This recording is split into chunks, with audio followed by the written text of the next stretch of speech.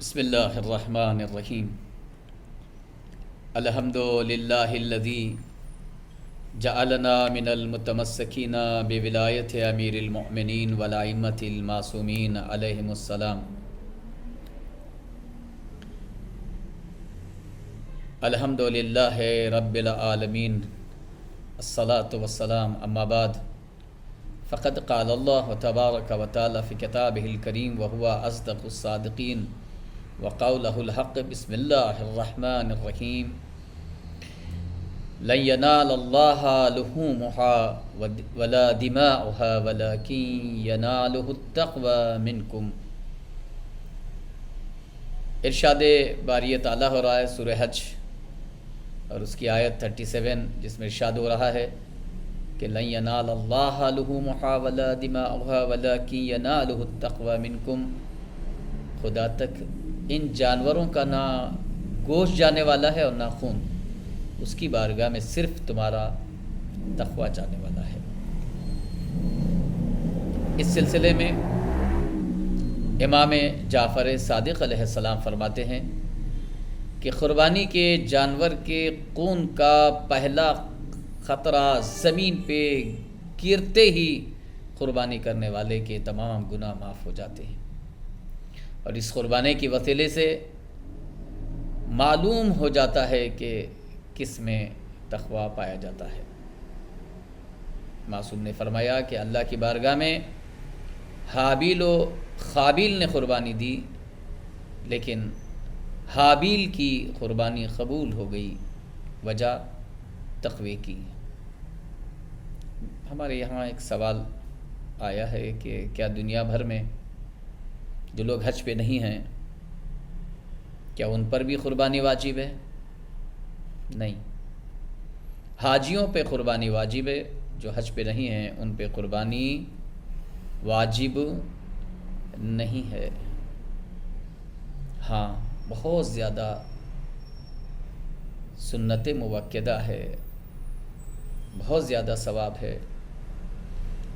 اللہ نے قربانی اس لیے قرار دی تاکہ مساکین اس کے گوشت سے سیر ہو سکے۔ حضرات، بہت زیادہ ثواب ہے۔ اس سلسلے میں جو ہمارے یہاں ایک بات پائی جاتی وہ یہ ہے کہ قربانی کا جانور عیب دار نہ ہو۔ آیا مسئلہ کیا ہے؟ آپ کو اگر کوئی سینگ ٹوٹا مل گیا تو کیا آپ اس کی قربانی نہیں دیں گے؟ نہیں دے سکتے ہیں آپ۔ آنکھ اس کی خراب ہے، نہیں دے سکتے؟ نہیں دے سکتے ہیں آپ۔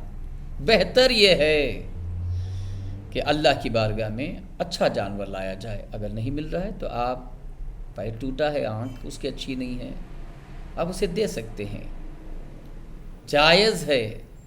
بہتر یہ ہے کہ عیب دار نہ ہو۔